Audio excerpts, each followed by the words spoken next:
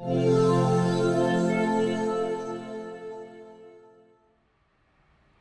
few months before I left for Cape Town, South Africa, somebody hung a noose on the BC Plaza.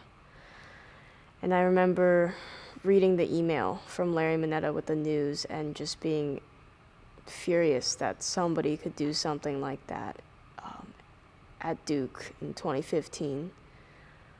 But I didn't say anything about it. I didn't go to the chapel steps later that day when there was a rally. I just sort of sat in my anger and processed it for a couple of days. And then I went to South Africa.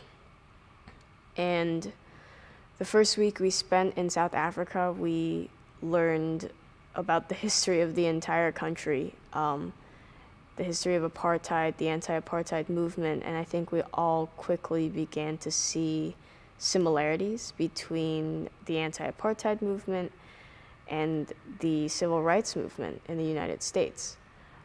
And even more striking to us were the parallels between their current racial tensions and racial issues and the same race relations that we're seeing in the US today.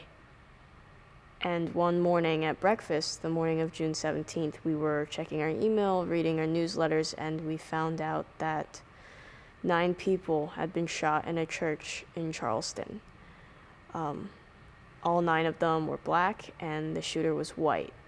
And we were just in complete shock. We were stunned. I mean, here we were in Cape Town, South Africa, learning about race, completely immersed in a culture that's been affected by race, and racism is ingrained in their society just because of their history, and we're dealing with the same problems at home.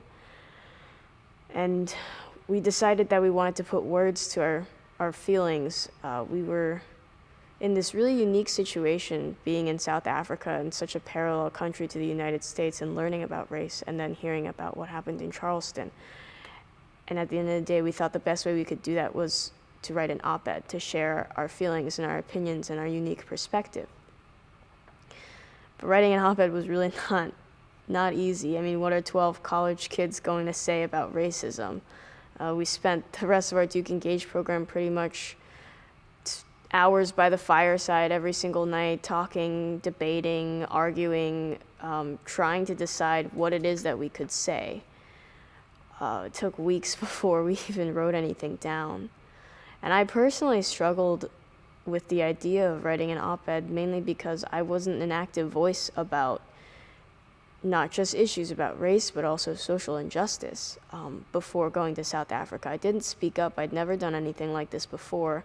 I didn't know what my friends would think. I didn't know what my parents would think when the op-ed came out. And it was scary and it was uncomfortable for me, but I realized over time that my discomfort was trivial compared to the greater issue that we were trying to address, and that writing the op-ed and sharing my voice and my opinion was absolutely necessary.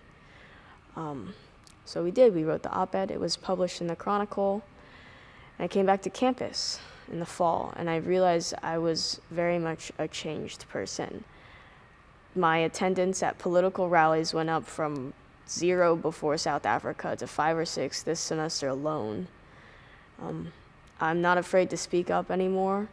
My 2 months in South Africa really gave me the courage to talk about social injustice issues that I see around campus. I'm not afraid to challenge my Duke peers about why they say what they say, why they behave the way they do, even if it makes people uncomfortable. So really, my DukeEngage experience, it gave me a voice, and it taught me not to be silent. And I can't even wrap my mind around why I didn't say anything about the noose when it was hung, why I didn't feel the need to take any action, because now I'll never be silent again.